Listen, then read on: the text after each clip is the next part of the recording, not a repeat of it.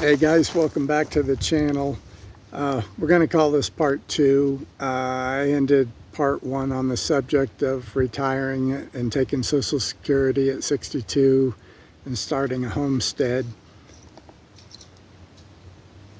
And the whole subject of whether it's smart as a smart move or not, or if it can even be done, because there's a lot of naysayers out there that just flat out will tell you you're making a big mistake and you'll regret it. So I am doing exactly that, and you can go back and watch part 1 to hear everything that I said on that whole issue. But today I wanted to pick up from there and give a quick tour just on the things that I've done so far.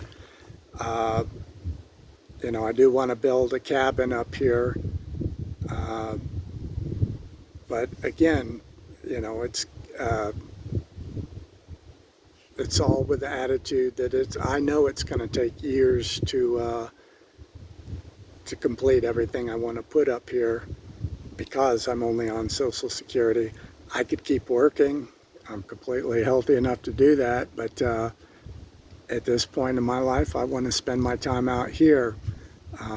It's May 2nd now. It's still a little bit too cold to get chicks and start raising chickens. In fact, I just did a quick Google search this morning on what's the coldest temperature that you know, you could plant like tomato seeds and they would be able to germinate. And it said the ground's got to be about 50 degrees. And it's still, like last night, it was down around 36 degrees. It's beautiful now. I mean, a beautiful day. But still, it gets down into the 30s at night. We're going to have several days here coming up that are in the 40s, but it could go back down into the 30s. So probably going to need to wait till maybe the latter part of May to put any seeds in, and hopefully I can get some chicks pretty soon. I was, again, since I'm off grid, I can't run heat lamps. I was kind of wondering if possibly if I bought an electric blanket that wouldn't draw too much current, and maybe I could run that off of the solar system that I have right now powering the RV, and put that in the chicken coop, and maybe they would stay warm enough to live until we get into our hotter months. But I'd like to get them as early as I can and get them you know, growing up and all that. I probably won't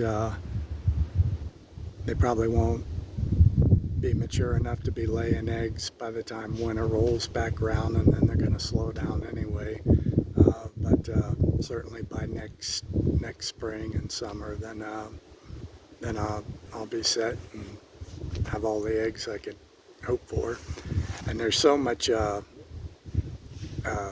so many bugs and grasshoppers that are all around here. I really hope I can free range them without too many problems with predators. I know I see hawks almost daily that are flying around. Of course, there's coyotes out here. And something I didn't know until one day I was getting my hair cut, and the woman, we were discussing all this, and she told me that skunks will attack chickens too, which I did not know. But I have caught a few skunks on my game cam cameras, so they're out here too. So definitely going to be some predators around. So I'll just have to play it by ear. If I wind up losing too many of them, then yeah, they'll just have to stay in the chicken run that I just got through building off the side of the chicken coop. Actually, the coop was a shed that I built 2 years ago on the property. I was still living in town, but I had you know, several things in a storage unit, so I figure I might as well just build a shed out here, and I can move that stuff out of town and out here, and then save myself a few bucks each month. So anyway, I'll give you a quick tour. I'm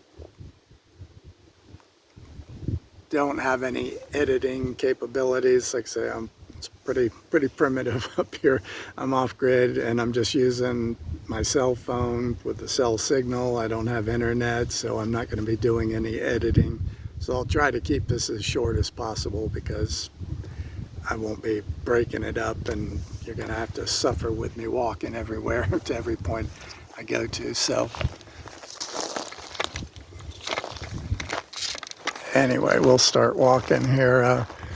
Let me give you one more shot of this. I just love these views. This basically where I'm at is where I'm going to have the cabin built, so that I can, it'll have a deck, big deck on it, and I'll have all this as my view, which is also real pretty in the winter time when there's snow all over the place. But all right, so we'll head over to the shed that I built 2 years ago, and just about a month ago I finished building the chicken run off of it, and so it's all set. I just need chickens. But again, like I say, it's still too cold. A barn I had built last summer, hired 2 Amish guys to put it together, and they built basically all of it in 3 days. That's all they had to work on. It was 3 days before they had some bigger job, and I told them, yeah, I was fine, just get as much done as you can. The only thing they weren't able to finish basically was the wainscoting on the bottom, and then they had the door frames up. They just didn't have the siding on, so I put that on. And it did come with a, when I walk around here you'll be able to see it, but a 10-foot overhang, I guess you call it, like a carport. They weren't able to get that, and I told them that's fine, just get the barn up, because I had already moved my RV out here, and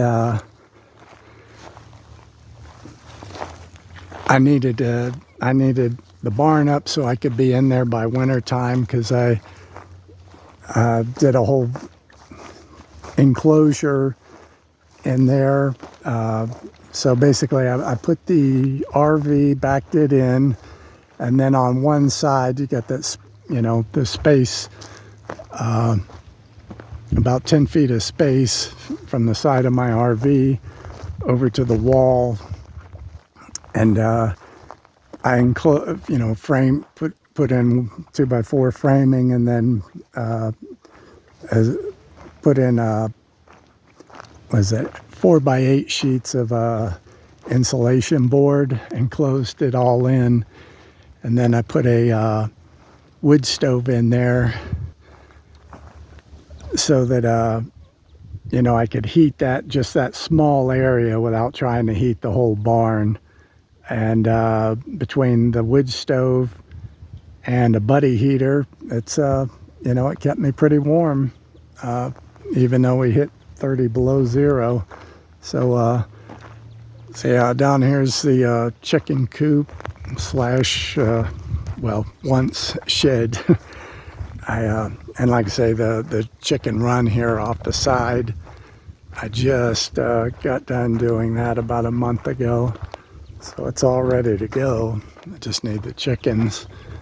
But got the little door there, cut out a door there, and got a little ladder for them to walk down. Like I said, it's not huge, this chicken run, so I really hope that I can let them free range throughout the day, because there sure is a lot of food out here for them to eat. And there's the nesting boxes and all.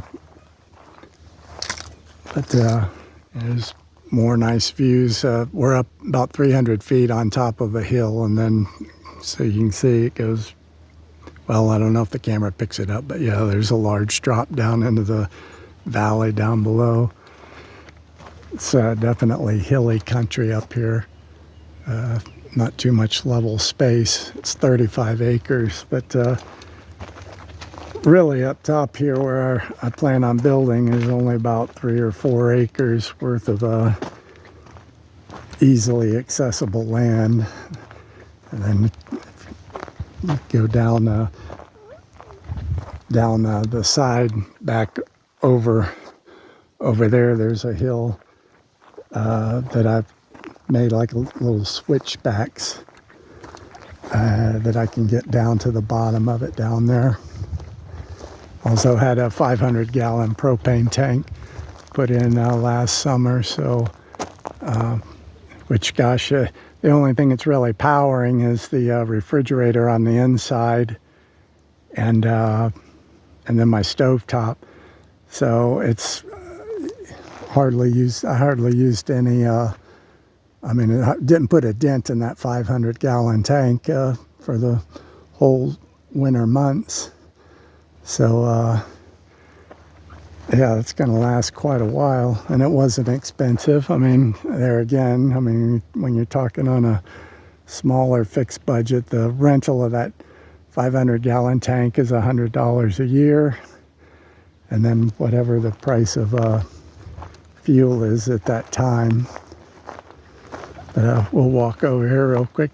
I bought two raised beds, put them together, and I've already got the potting soil, and I also put some others. I put some of the ashes from the wood stove that I burned this year. Put that in there, and then some of just the natural soil in here, kind of mixed it all up, and hopefully also you can see on the ground here, I threw a lot of the ashes down on the ground, hoping it'll help because this is, if you look here, it's basically a clay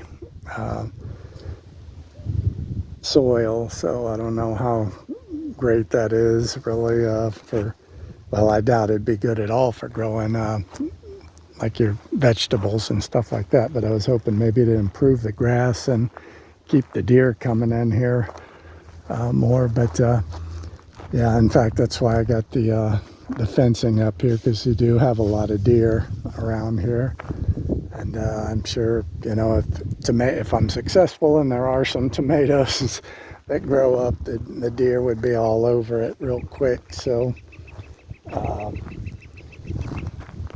yeah, that's why that's there.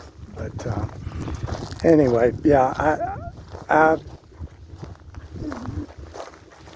at some future time I'll kind of show on the inside of the barn here what I was really talking about, how I enclosed the ends and basically made just a smaller space for the wood stove to heat up. But it's such a mess in there, and something I want to have done is I got to get some gravel hauled up here, because I leveled out a spot in front of the barn, but when this is all, it's kind of damp right now, so it's not real dusty and powdery, but it's like a baby powder, and it just gets everywhere. So the whole inside of my RV is always constantly wiping that film off, and if I get that gravel in there, I'm hoping then that it'll stop all that dust from flying everywhere. Still, that was my first year with a wood stove, and I still got wood left, so I kind of have an idea now of how many cords of wood that I need to get through a winter and all. So that's I'm kind of glad to have that first winter behind me. But anyway, yeah, this is what I'm working on right now. I should hopefully have this done before the heat really kicks in, because it can get into the triple digits here in the summer, which was a big shock to me. I didn't think Wyoming would get that hot, but it does. So that's why I got a jump on it, and hopefully, I basically do have all the most laborious parts of it done, getting those posts put into place and getting that the ledger board all put up there. Was by myself, was all a big pain, but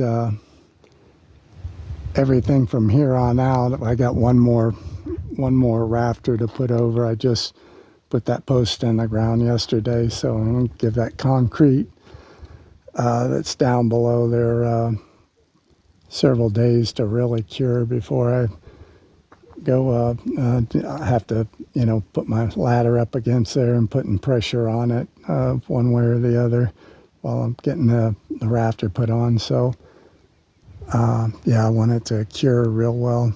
But after that, yeah, it'll just be a matter of putting the purlins on, and then the roofing itself, and I will be done with that. I'm honestly well ahead of any of the spring projects that I thought. I just it wasn't so cold that I couldn't get out here and do something. So like I said, I built the chicken run and put the raised beds together, and